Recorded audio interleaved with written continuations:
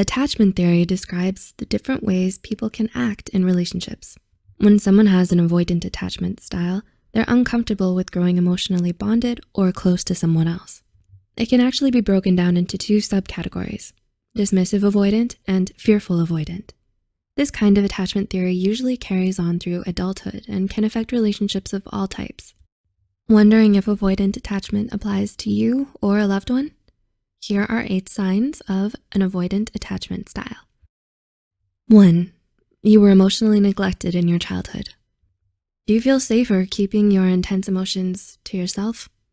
Childhood neglect can be traumatic and often develops into an avoidant attachment style.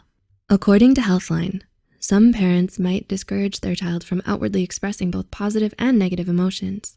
These parents may have ignored the needs of their child when they were emotionally vulnerable. This is a sign of avoidant attachment because it conditions children to not only fend for themselves, but also to hide their emotions and vulnerabilities from others. 2, you tend to suppress your emotions. Were you taught to view emotional expressions as a weakness? Do you find that you're better off dealing with things internally? Do you tend to bottle your emotions and internally punish yourself for being vulnerable? People with avoidant attachment are uncomfortable disclosing their vulnerabilities, and they may look down on people who are more emotionally vulnerable than themselves. 3, you have trouble dealing with emotional intimacy. Do you have difficulty with emotional expression in relationships? Do you keep conversations on a comfortable surface level or take extended periods of me time? When you have an avoidant attachment style, you shy away from emotional closeness, afraid to reveal too much about yourself. You struggle with not wanting to need others for anything. In relationships, this emotional distance can make other people confused, angry, and they might even take it personally.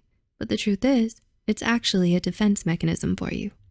4, you have extreme boundaries. Do you have very specific, firm, and strict boundaries? This can go as far as restricting the amount of time you spend with others or refusing to share about certain parts of your life. We do want to emphasize that there's absolutely nothing wrong with boundaries. Having healthy boundaries is essential in maintaining healthy relationships. However, people who have excessive boundaries may appear distant or closed off. 5, you have shallow relationships. You like to keep relationships at a shallow level, whether it be romantic or platonic. In a romantic relationship, you may refuse to meet your partner's family or avoid topics and situations that would turn the relationship into a more serious one. In a platonic relationship, you may refuse to go into emotional depth about yourself or have long conversations or see others that often. 6, strong independence. Are you extremely independent and self-focused? Did you have to fend for yourself at an early age? Do you secretly look down on people who depend on others? Independence by itself isn't a bad thing. As children grow, they should be increasingly more comfortable with making decisions on their own. However, when children are forced to become independent too early due to neglect, they may develop a strong need to always solve problems on their own, rather than having developed a healthy level of self-sufficiency. 7, you have trust issues. Did you get the proper attention and care you deserved as a child? If not, it's logical that you'd have a hard time trusting others throughout your life. Even in adulthood, you struggle to trust even in those closest to you, and will try to distance yourself from wanting or receiving affection from others. And 8, you're critical on yourself and others.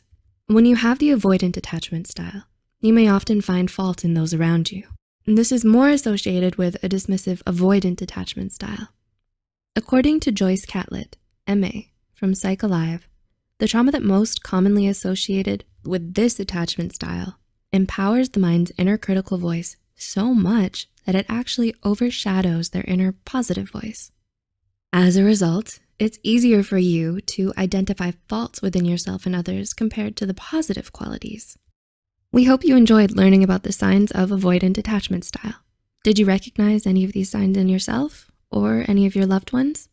If you found this video helpful, be sure to like and share it with those you think might benefit from it. Don't forget to hit the subscribe button for more Psych2Go content, and the references and studies used in this video are added in the description below. Thanks for watching, and we'll see you soon.